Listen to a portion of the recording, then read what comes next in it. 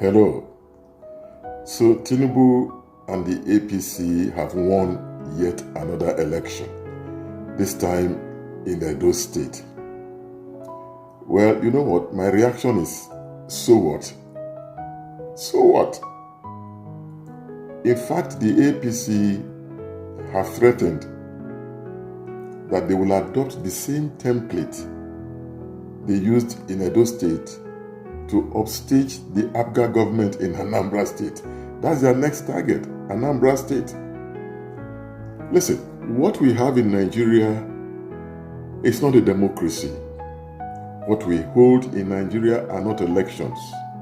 What we have is the grip on the politics of this nation by a group of wicked people.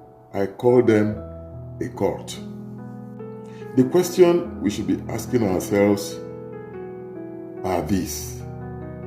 In today's present Nigeria, which sane voter in the nation will cast another vote for the APC? Which voter?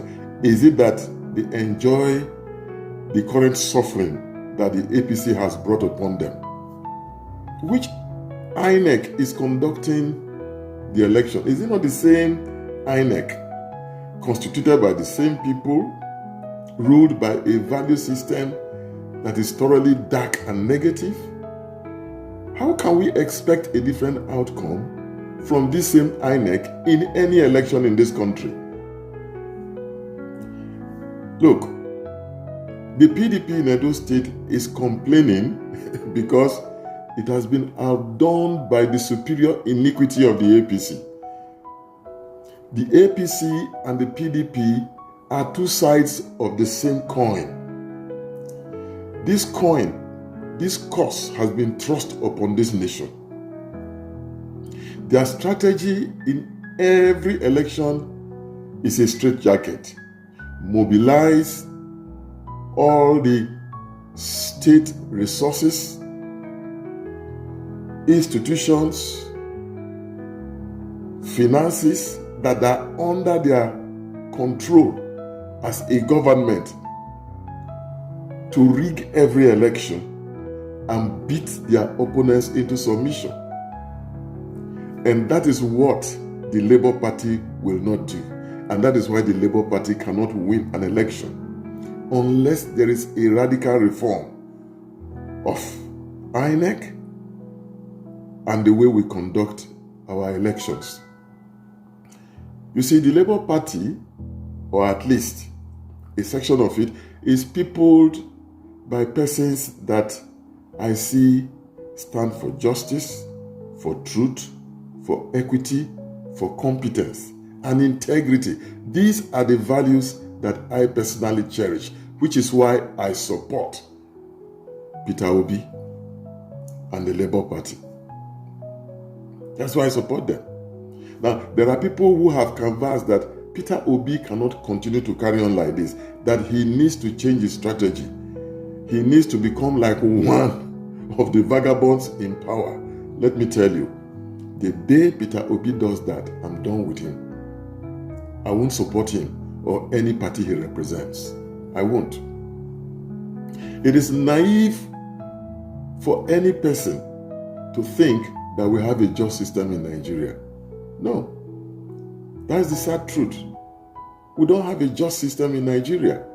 And there is something that is even worse than naivety, and that is partisanship. Partisanship, blinds the minds of people and restrains their minds from rational thinking. Nigeria is in the grip of a mindless satanic cult. That is where we are. But I won't stop voting in any election. I won't. You see, the reason is simple. History teaches that the time of every oppressor expires. Their time expires. Now, think about Adam after the creation.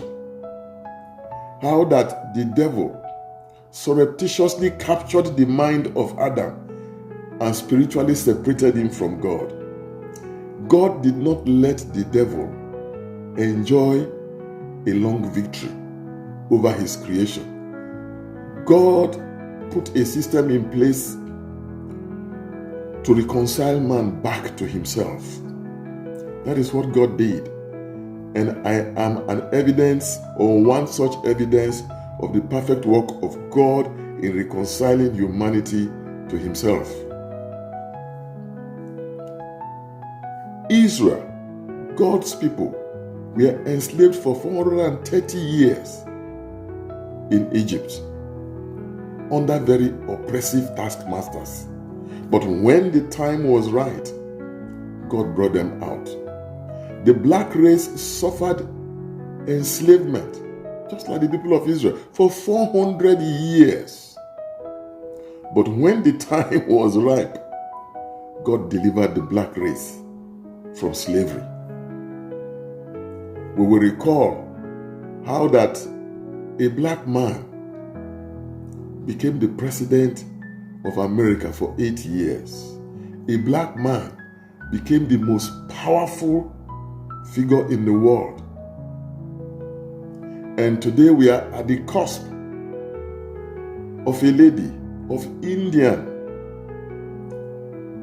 and black origin becoming the most powerful leader in the world. That is the way God works. That is the way God works. Don't give up.